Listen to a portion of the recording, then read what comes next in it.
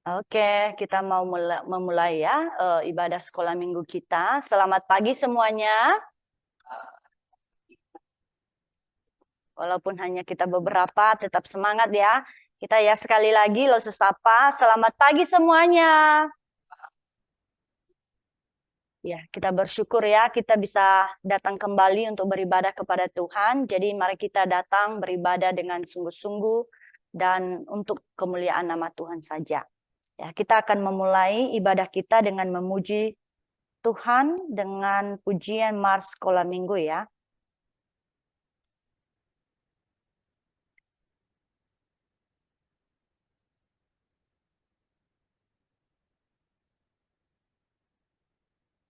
Oke, semuanya buka suara ya. Mars Sekolah Minggu.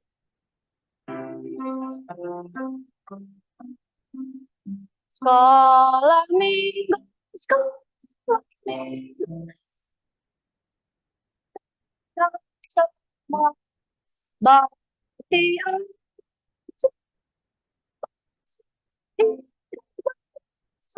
karya yang sekolah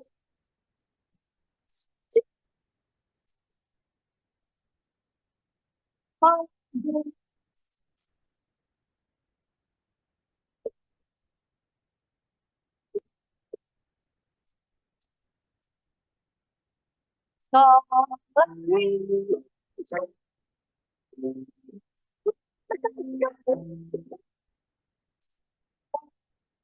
Kau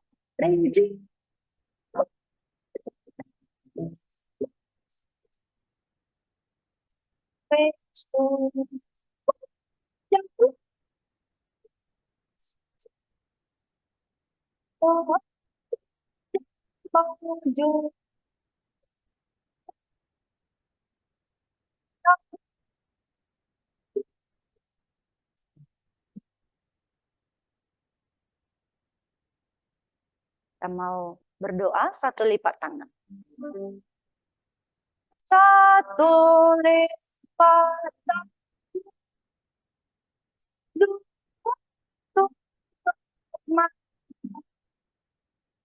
Tiga tunduk kepala. Kita berdoa. Lipat tangan, tutup mata, tunduk kepala. Mari kita berdoa. Ikuti Los.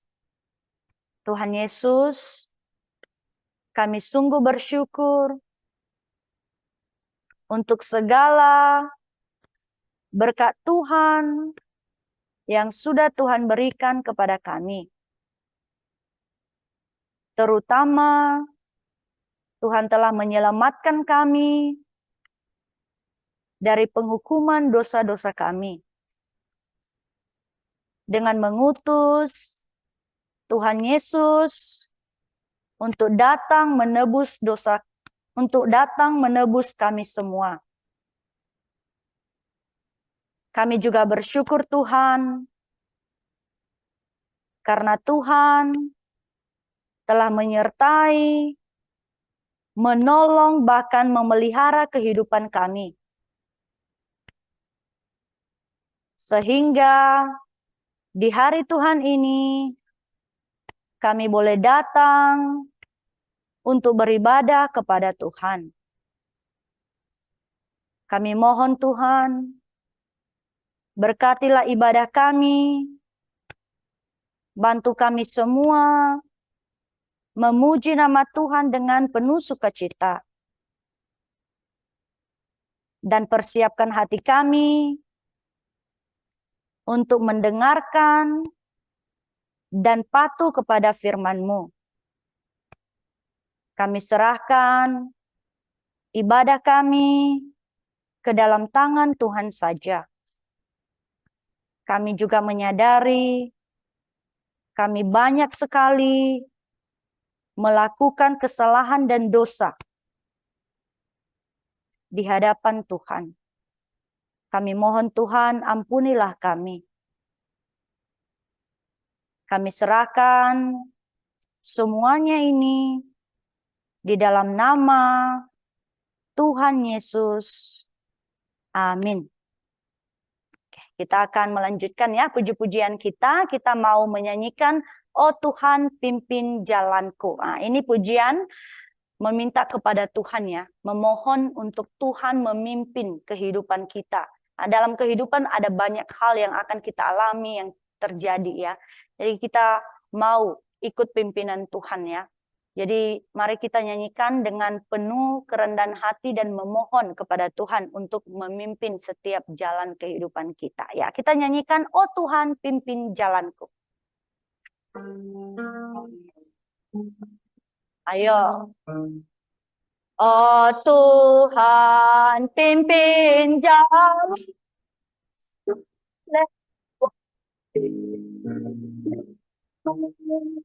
Pulang kau maha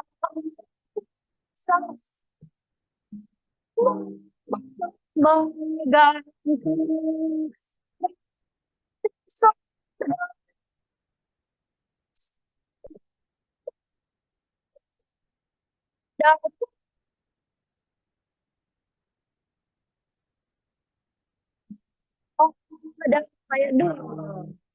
pancarlah sumber hidup dan terhubung ke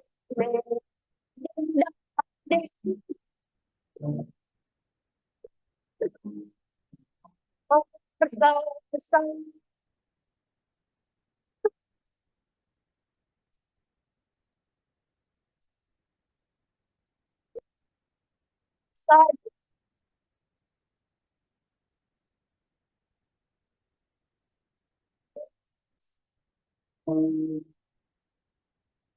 ya. Nah, di dalam cerita nanti kita akan melihat seseorang ya yang selalu ya mengikuti pimpinan Tuhan ya di dalam kehidupan, di mana Tuhan mau dia untuk pergi, dia pergi ke sana ya. Jadi juga di dalam kehidupan kita biarlah kita senantiasa ya mengikuti kemana Tuhan arahkan kehidupan kita atau utus kita atau inginkan kita pergi kemana, ya kita harus ikut. Tapi kita harus pastikan kita pergi mengikuti pimpinan Tuhan, bukan keinginan kita sendiri. Ya, dan Tuhan kita adalah Allah yang Maha Kuasa, Dia akan menolong dan memimpin menyertai kita ya. Nah, kita melanjutkan pujian kita percaya dan patuh ya. Mari kita sama-sama menyanyikan, semuanya bersukacita ya, keluarkan suaranya ya, kurang kedengaran suaranya. Oke. Percaya dan patuh.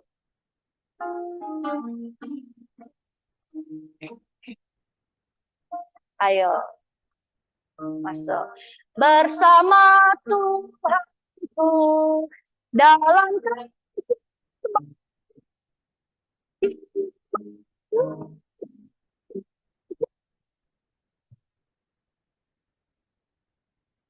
turun dia tinggal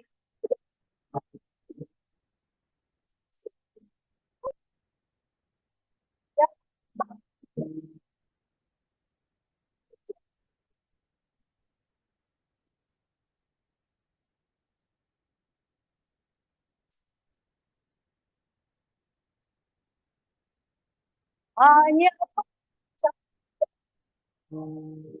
hilang lenyap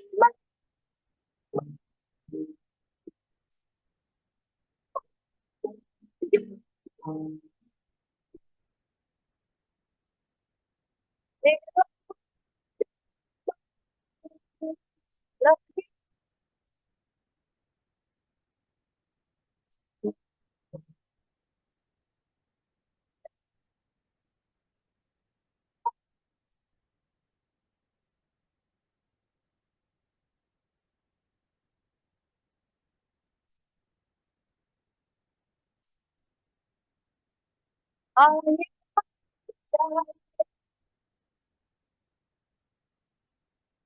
ya, sama ya, pujian ini juga mengajarkan bahwa di dalam kehidupan kita, kita harus senantiasa percaya kepada Tuhan dan patuh kepadanya. Kalau kita mau bahagia bersama dengan Tuhannya, berjalan di jalannya Tuhan, Tuhan akan memimpin dan menolong kita jikalau kita senantiasa percaya dan patuh kepadanya. Ya, Jadi kita akan melanjutkan pujian selanjutnya, Allah baik. Ini langsung ya, nanti ayat bahasa Indonesianya baru langsung bahasa Inggrisnya. Oke? Allah baik. Semuanya buka suara, ayo.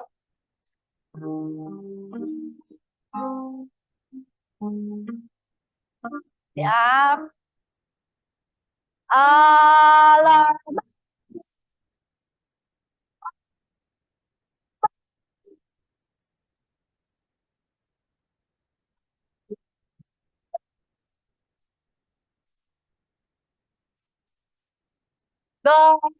disambung, disambung, disambung.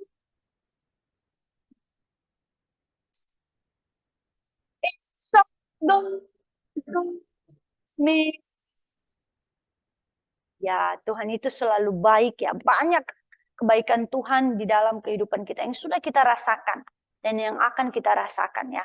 Contohnya apa? Ya, menyelamatkan kita itu kebaikan yang sangat besar.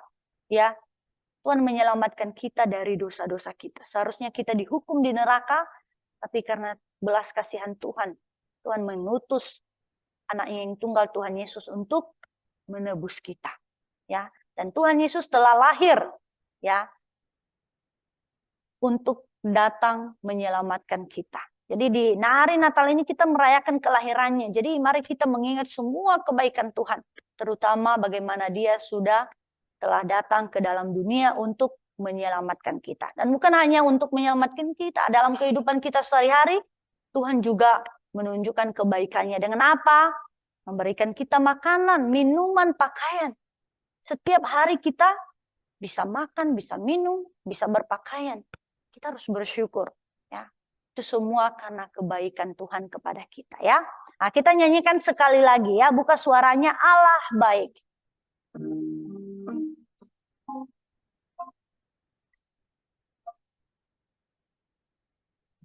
Allah baik.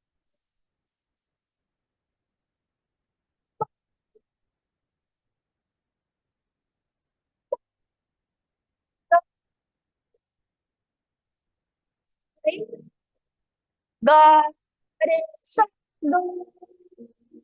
God is so good.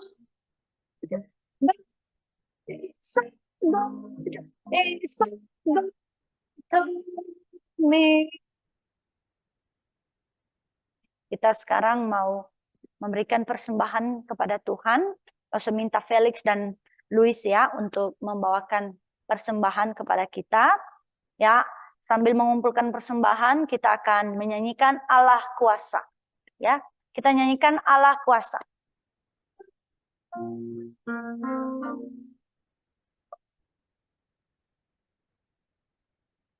Ayo. Allah Kuasa melakukan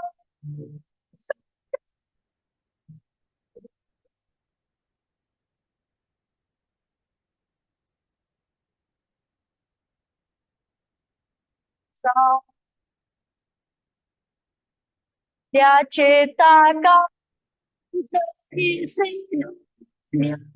Aduh.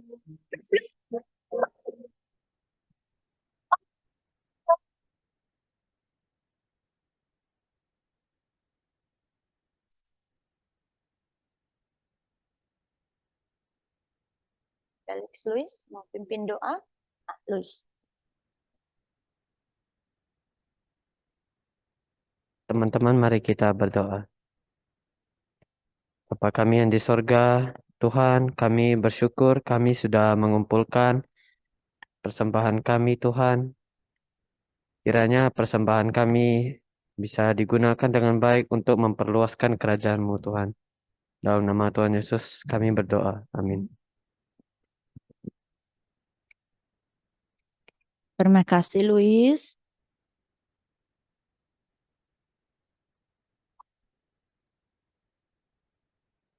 Oke, sekarang kita mau melihat ayat hafalan kita ya di pagi hari ini.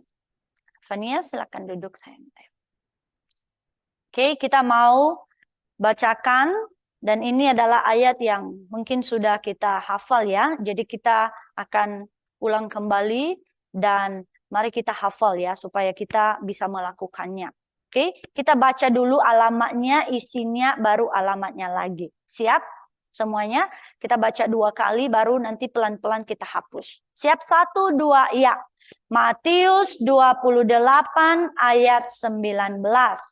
Karena itu pergilah, jadikanlah semua bangsa muridku, dan baptislah mereka dalam nama Bapa dan Anak dan Roh Kudus.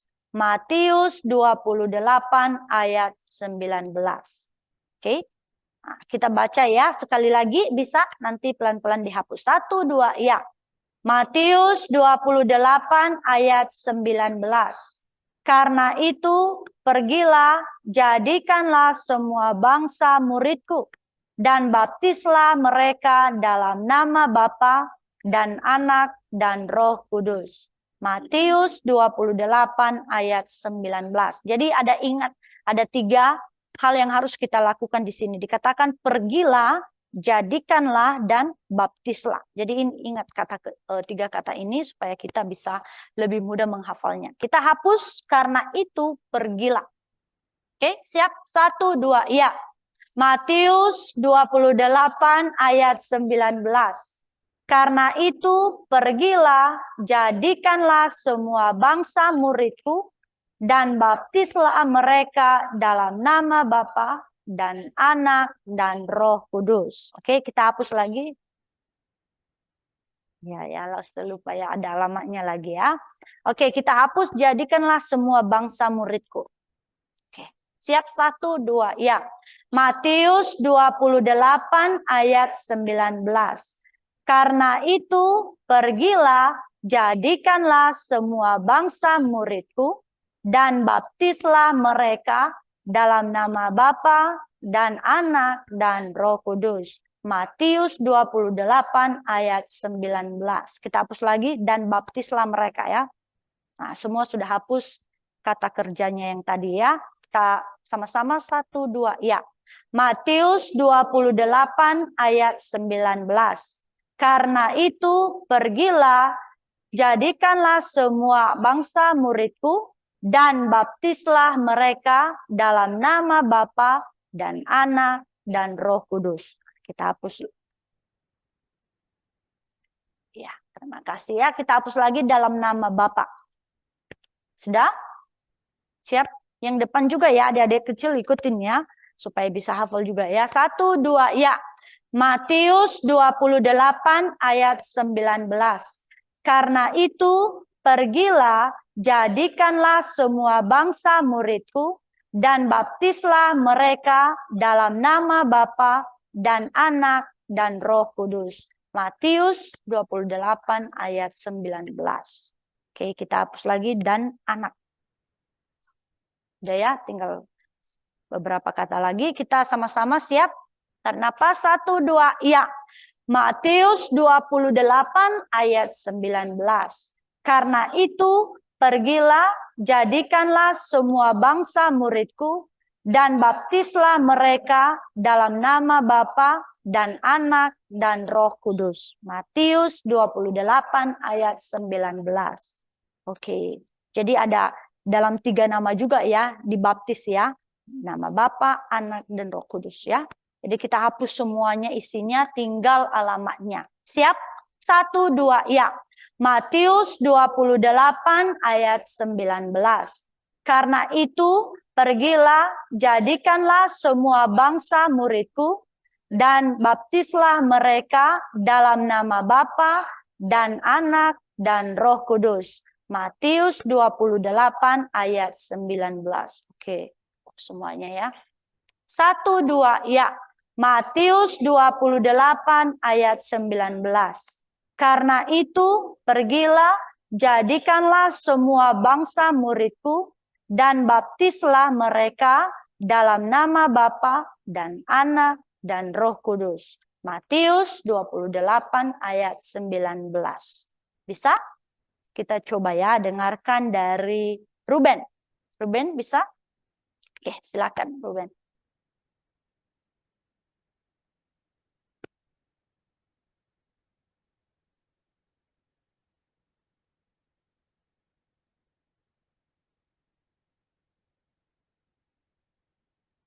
Iya. Jadi awalnya itu agak ini ya, kurang pergilah ya. Karena itu pergilah baru ada jadikanlah. Oke? Nah, jadi udah cukup bagus ya. Satu lagi kita minta Nia bisa. Oh, Nia, ayo pelan-pelan lah ya, lo sebantu. Ayo, bisa? Bisa? Nah, lain kali Nia hafal ya, ikutin supaya bisa hafal. Karena ini baik untuk kita hafal supaya kita bisa lakukan ya firman Tuhan ya. Nah, jadi itu saja untuk ayat hafalan kita. Kita mau lihat pengumuman. Nah, yang pertama, latihan presentasi Natal sekolah minggu akan diadakan setelah ibadah sekolah minggu. Ya, seperti biasa. Kenapa? Karena nanti di Natal umum di hari Sabtu mendatang ini kita akan tampil lagi. Ya, semua presentasi. Oke?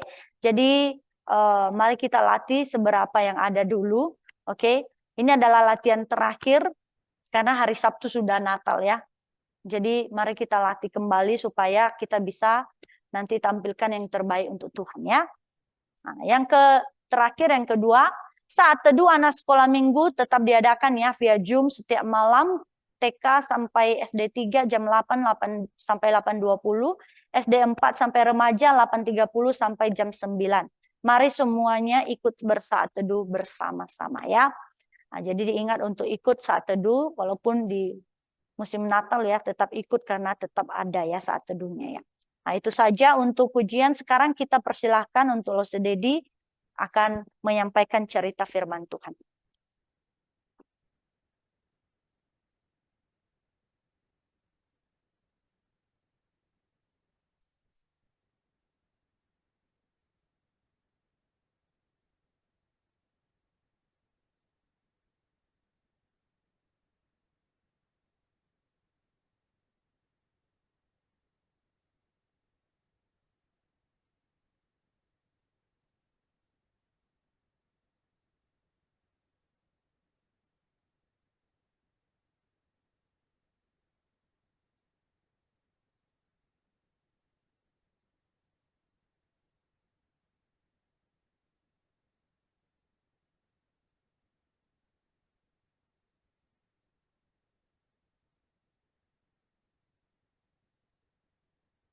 Baik, sebelum kita mendengarkan firman Tuhan, mari kita sama-sama berdoa.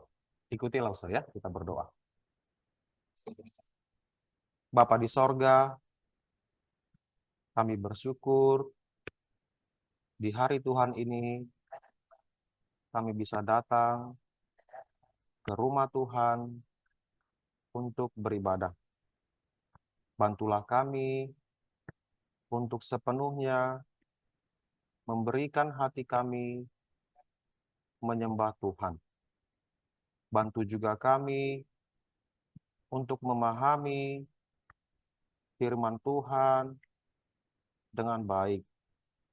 Dan biarlah kami bisa hidup senantiasa mematuhi firman Tuhan. Ampunilah kami dari segala dosa dan kesalahan kami. Kami berdoa di dalam nama Tuhan Yesus Kristus. Amin. Kita akan lihat ya cerita firman Tuhan pada pagi hari ini.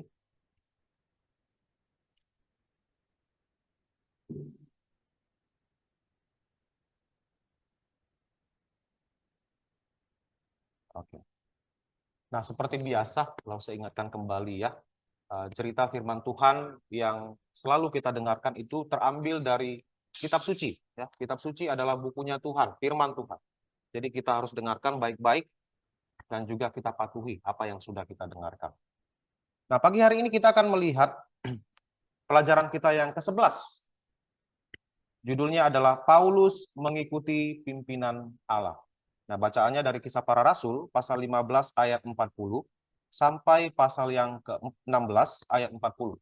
Nah, saya yakin sudah dibaca ya, waktu saat teduh bersama. Nah, ada dua tujuan yang kita ingin capai. Yang pertama adalah, dari cerita hari ini, kita akan menemukan mengapa Injil itu penuh dengan kuasa. Ya. Apa yang kuasa apa yang terdapat di dalam Injil. Ya. Kemudian yang kedua adalah menjadi setia dalam mendukung orang-orang yang bertekun memberitakan Injil. Artinya kita memberikan dukungan, ya, support kepada mereka yang memberitakan Injil keselamatan kepada banyak orang. Oke, kita lihat cerita kita. Berdengung, Lausa.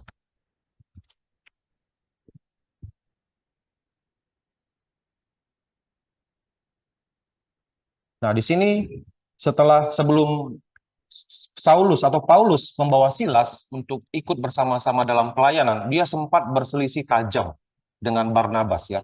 Karena Barnabas ini bersikeras ingin membawa Markus ke dalam pelayanan kembali. Markus sebelumnya sudah ikut pelayanan, tapi dia di tengah jalan pulang. Dan sekarang dia mau ikut pelayanan lagi. Paulus bilang, orang seperti itu tidak boleh diajak pelayanan. Akhirnya mereka berselisih pendapat, dan mereka memutuskan untuk berpisah. Barnabas pergi ke tempat lain, membawa Markus untuk melayani Tuhan, sementara Paulus membawa Silas, ya, untuk mengikuti dia dalam mengabarkan berita Injil. Kemudian mereka pergi dari Syria, ya, berkeliling di Syria dan Kilikia. Nah, Syria ibu kotanya adalah Antioquia, ya. Lalu mereka berkeliling ke Kilikia. Untuk apa? Mereka ke sana dari kota ke kota, pergi untuk meneguhkan iman jemaat Tuhan. Jadi orang-orang Kristen yang sudah tersebar di daerah perantauan dikunjungi oleh Paulus dan Silas. Lalu mereka meneguhkan iman mereka dengan cara menyampaikan keputusan-keputusan yang sudah diambil oleh para rasul dan para penatua di kota Yerusalem. Jadi dengan begitu jemaat-jemaat imannya diteguhkan. Dan firman Tuhan katakan, maka bertambah besarlah jumlah jemaat Tuhan, ya, di kota-kota yang mereka kunjungi. Nah, ini adalah salah satu bentuk secara tidak langsung pimpinan Tuhan kepada Paulus dan Silas di dalam melayani Tuhan. Kemudian dikatakan juga mereka berkeliling ke daerah Derbe dan Listra, ya, juga daerah Ikonium. Dan di sana, di daerah Derbe dan Listra ini, Paulus menemukan seorang muda yang bernama Timotius, ya. Nah, Timotius ini adalah seorang yang percaya kepada Tuhan. Ibunya seorang Yahudi, tapi ayahnya seorang Yunani. Dan Paulus melihat di dalam diri Timotius ini ada sebuah hati untuk melayani Tuhan. Itu sebabnya dia ajak Timotius juga untuk ikut bersama-sama dengan dia di dalam mengabarkan Injil keselamatan, ya, kepada orang banyak. Nah, lalu kita lanjut lagi. Nah, dari situ, dari daerah Frigia ini daerah Frigia, ya. Mereka tadi dari Derbe ke Listra, Ikonium. Kemudian mereka sempat menuju ke Misia. Nah, daerah Misia ini untuk mengabarkan Injil. Lalu kemudian kursor, oh iya, ada kursor, sorry. Oke, nggak usah pakai ini. Ya, ya. Nah, jadi dari sini mereka pergi ke Misia, ya. Oke. Nah, lalu kemudian mereka ingin masuk ke daerah Bitinia. Nah, Bitinia ini daerah yang akan termasuk ke daerah bagian Asia. Nah, ketika mereka ingin masuk ke Bitinia, firman Tuhan katakan Roh Yesus melarang mereka untuk masuk ke sana. Ya. Dan di dalam sebuah penglihatan, tentu saja ini semakin meneguhkan Paulus bahwa mereka tidak boleh masuk ke daerah sana. Ada tujuan misi yang lain yang Tuhan sediakan bagi mereka. Jadi dalam sebuah penglihatan, apa itu penglihatan? Nah, penglihatan ini adalah sebuah penampakan, ya, tapi dalam konotasi yang positif. Sesuatu yang dilihat, bukan di dalam mimpi, ya. Ini kalau kita lihat slide-nya dia sedang tidur. Sebenarnya tidak tidur, bukan mimpi. Tapi dia sedang sadar di malam hari, sekonyong-konyong seolah-olah dia melihat sesuatu yang tidak bisa dilihat oleh orang lain. Ini adalah penglihatan. Nah, dalam penglihatan itu, apa yang dilihat oleh Paulus? Dia melihat seorang Makedonia, seorang yang tinggal di daerah Eropa, berseru kepada, tolonglah kami, menyeberanglah kemari. Tapi dia tidak katakan, kenapa harus menyeberang ke sana. Hanya dikatakan, tolonglah kami, menyeberang kemari. Jadi dalam penglihatan itu, Paulus yakin bahwa ini adalah pimpinan Roh Kudus bagi mereka untuk bergerak menuju ke Makedonia.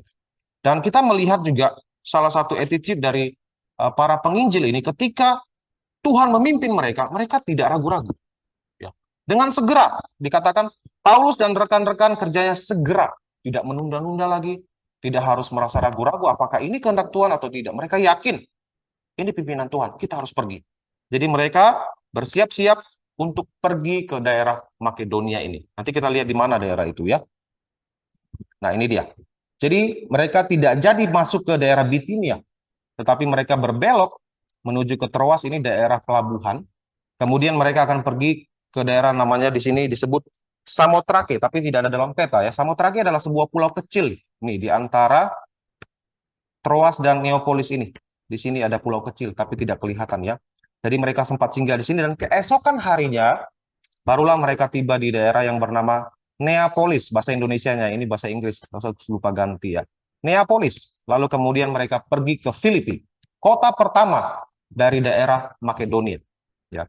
Jadi mereka yang tadinya berencana ingin ke Asia, gagal. Mereka berbelok menuju ke Eropa. Lanjut ya. Nah, akhirnya mereka tiba di Makedonia. Nah, setelah sampai di situ, apa yang dilakukan Paulus dan Silas beserta rekan-rekannya? Mereka pergi menyusuri sungai di daerah Filipi, kota Filipi itu. Karena mereka yakin bahwa di daerah itu ada tempat orang Yahudi beribadah. Dan benar saja, ketika mereka sampai ke daerah pinggiran sungai, mereka melihat beberapa perempuan sedang beribadah di situ. Dan termasuk ada seorang perempuan bernama Lydia. Nah, Lydia ini adalah seorang yang profesinya penjual kain ungu.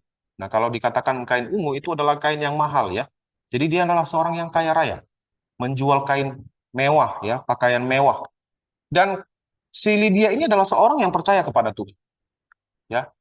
Dia seorang Yahudi yang menyembah Allah, tapi dia masih belum mendengarkan berita Injil tentang Tuhan Yesus. Ya, sama seperti Paulus sebelum dia mengenal Yesus sebagai Tuhan juru selamatnya, dia begitu sungguh-sungguh menyembah Allah orang Israel. Tapi dia belum yakin bahwa Yesus adalah Mesias. Jadi ketika Paulus memberitakan Injil, nah, sangat menarik ya, firman Tuhan katakan di sini, ketika dia mengatakan berbicara dengan Lydia, Tuhan membuka hati Lydia. Injil diberitakan, dia bisa paham. Nah, dari sini kita bisa melihat adik-adik bahwa berita Injil itu bukan sekedar dipahami dengan akal pikiran kamu, tapi harus ada pekerjaan Tuhan. Roh Kudus harus bekerja dalam hati kamu untuk menyadarkan kamu bahwa kamu manusia berdosa. Kamu bisa lakukan sebuah percobaan, mungkin beritakan Injil kepada beberapa orang, tapi tidak semua akan bisa memahami itu. Mungkin beberapa dari antara mereka bisa paham. Bukan karena mereka pintar, bukan karena mereka lebih intelek daripada yang lain, tapi karena Tuhan membuka hatinya. Jadi kita melihat bahwa pekerjaan penginjilan itu bergantung kepada Tuhan, ya, pekerjaan Roh Kudus yang menyadarkan seseorang untuk sadar akan dosa-dosa dan bertobat. Itu sebabnya penting sekali berdoa ya. Ketika kamu ingin mengabarkan Injil, bukan sekedar persiapan, oh saya akan sampaikan ini, lalu mereka akan paham dengan apa yang saya jelaskan, dengan sederhana, dengan penjelasan yang baik. Tidak. Ada pekerjaan Roh Kudus di situ. Nah, jadi Lydia menjadi percaya. Kemudian firman Tuhan katakan dia dibaptis. Jadi ketika seorang sudah menjadi percaya, dia memberikan dirinya dibaptis sebagai tanda bahwa dia mengakui secara publik di depan umum bahwa saya adalah seorang pengikut Yesus. Ya, dia dibaptis. Nah, setelah itu, suatu kali Paulus dan Silas beserta Timotius dan teman-teman sekerjanya berjalan di kota Filipi, ingin pergi ke rumah ibadat. Dan dalam perjalanan mereka ini, ada seorang perempuan. Nah, ini lihat gambarnya. Seorang perempuan ditemani oleh tuan-tuannya, mungkin lebih dari 2, kita tidak tahu, tapi ada lebih dari 1 tuannya. Apa yang dilakukan oleh perempuan ini? Ketika dia melihat Paulus, Silas, dan rekan-rekan sekerjanya, dia berteriak di depan banyak orang. Orang-orang ini adalah hamba Allah yang maha tinggi. Mereka memberitakan jalan keselamatan. Nah, menurut kalian benar tidak yang dikatakan oleh perempuan ini? Perempuan ini ya, adalah seorang perempuan yang memiliki roh tenung ya. Artinya ada roh jahat di dalam dirinya. Jadi dia dirasuki oleh roh jahat dan pekerjaannya adalah meramal ya. Dan dari ramalan ini tuan-tuannya mendapatkan uang.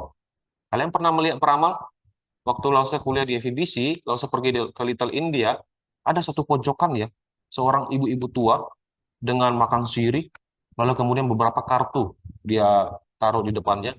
Ada orang yang duduk dan mendengarkan dia meramal, ya. Jadi perempuan ini dirasuki oleh roh jahat.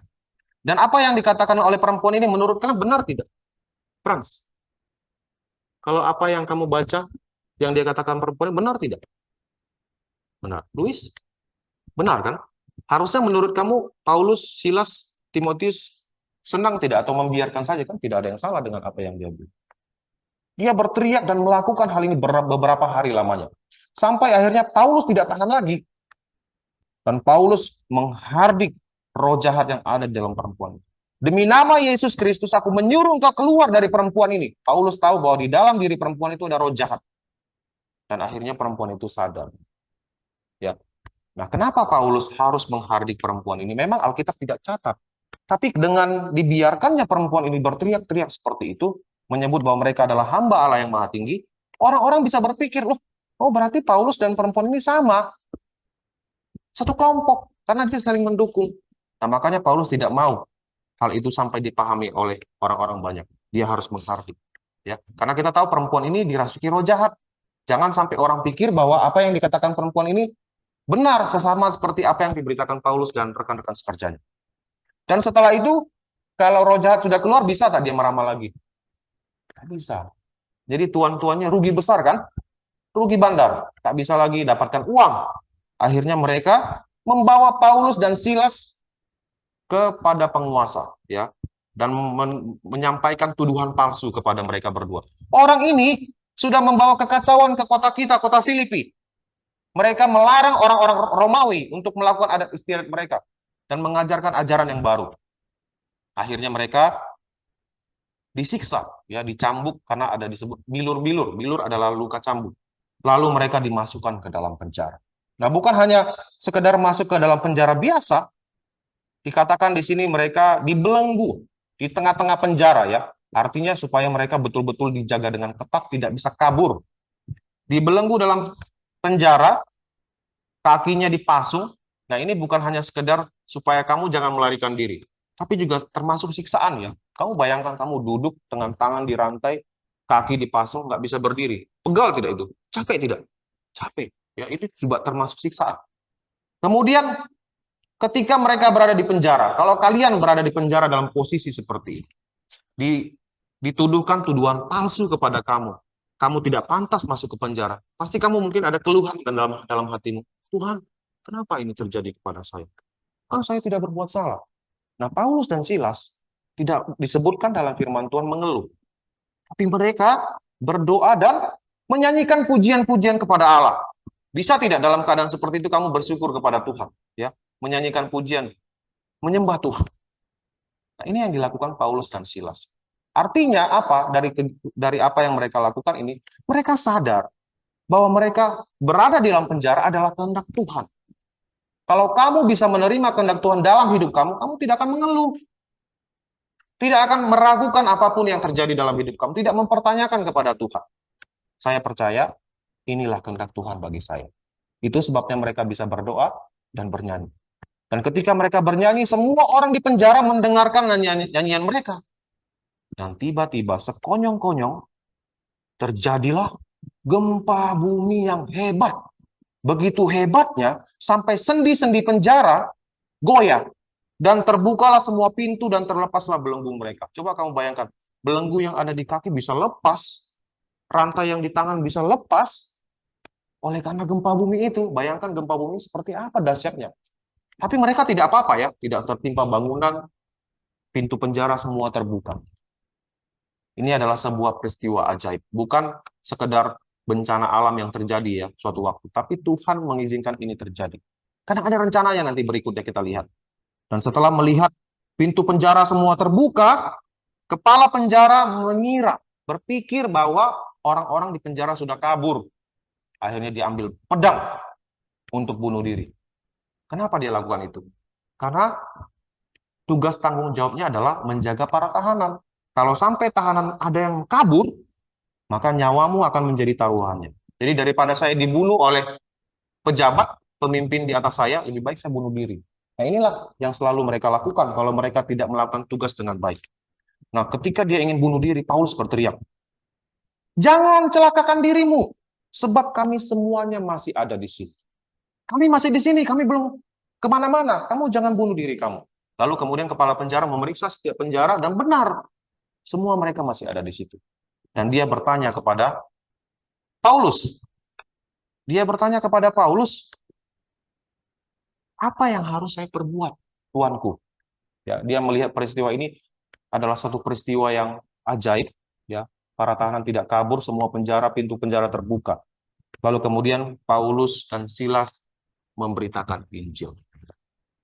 Jadi kita lihat dari peristiwa gempa bumi itu sendiri adalah sebuah kehendak Tuhan, sehingga nantinya kepala penjara ini punya peluang untuk mendengarkan berita Injil. Bukan hanya dia, bukan hanya keluarganya, tapi seisi rumahnya. Siapapun yang tinggal di rumahnya mendengarkan berita Injil itu.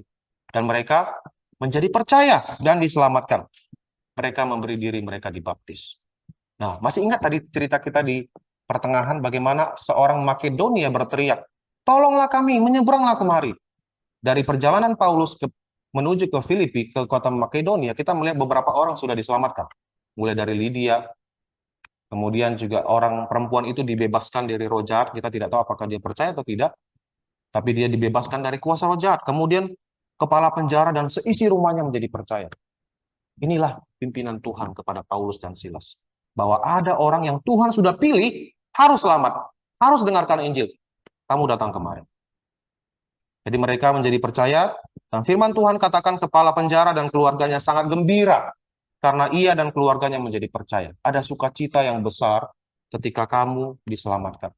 Dan tentu saja besok harinya, kepala penjara mendapatkan perintah dari atasannya untuk membebaskan Paulus dan Silas. Ya, mereka akhirnya dibebaskan. Jadi semuanya terjadi dengan begitu baik atas pimpinan dan kehendak Tuhan. Nah, jadi adalah sangat penting mendengarkan dan mengikuti pimpinan Roh Kudus. Ya. Nah, pada masa sekarang kan kita tidak dengarkan lagi suara Roh Kudus, suara Tuhan seperti penglihatan yang dilihat Paulus kan. Kamu tidak tiba-tiba duduk di kamar kamu, Felix, Felix, kan tidak ada seperti itu lagi. Bagaimana cara kita mendengarkan pimpinan Tuhan? Kita mengikuti petunjuk dari firman Tuhan. Ini sudah cukup bagi kita. Ya. Petunjuk dari firman Tuhan adalah sama halnya dengan perkataan Tuhan secara langsung kepada Paulus. Tidak ada bedanya. Ya. Ada kuasa di dalam firman Tuhan. Nah, katakanlah kita kasih contoh ya. Pada masa sekarang kan tidak ada suara Tuhan langsung berbicara kepada kita. Misalnya katakan hari ini hujan. Lalu kamu di rumah pikir, apakah saya harus ke gereja atau tidak? Nah, firman Tuhan bicara, ingat dan kuduskanlah hari Sabat. Wah, tapi hujan, saya harus berusaha. Pesanlah Gokar, Maxim. Kamu bisa naik taksi, datang ke rumah Tuhan. Jadi kehendak Tuhan nyata kan di dalam firman Tuhan. Kemudian ketika kamu ingin mendapatkan nilai yang baik, ya, kamu harus belajar. Firman Tuhan katakan apa? Bahwa orang yang menabur dengan mencucurkan air mata akan menuai dengan sorak-sorai. Artinya ada kerja keras, ada usaha. Kamu tidak bisa mengharapkan Tuhan, saya ingin dapat nilai yang bagus. Kamu nggak belajar. Nah, itu bukan kehendak Tuhan bagi kamu. Jadi dalam firman Tuhan kita bisa melihat petunjuk pimpinan Tuhan bagi kita. Jadi kalau kamu ingin mengetahui apa yang harus saya lakukan, baca firman. Dan Tuhan akan memberikan petunjuknya kepada kamu ya, dari firman-Nya ini. Kemudian hal yang kedua adalah berita Injil berkuasa. Menyelamatkan setiap orang berdosa. Kepala penjara tadi, siapa yang bisa mengira seorang asing yang tinggal di kota Filipi, yang tidak pernah mendengarkan Injil, mungkin juga tidak percaya kepada Allah orang Israel, tapi bisa percaya. Bukan hanya dia, tapi juga seisi rumahnya bisa percaya. Dan kita tahu kuasa Injil adalah memberikan ada pengampunan dosa dan hidup kekal. Setiap orang berdosa bisa mendapatkan pengampunan dosa. Ya, ketika mereka menerima Tuhan Yesus sebagai Tuhan Juru Selamat pribadinya. Tidak ada keselamatan di dalam siapapun juga. Sebab di bawah kolong langit tidak ada nama lain yang diberikan kepada setiap orang yang olehnya kita bisa diselamatkan. Kisah Para Rasul 4:12.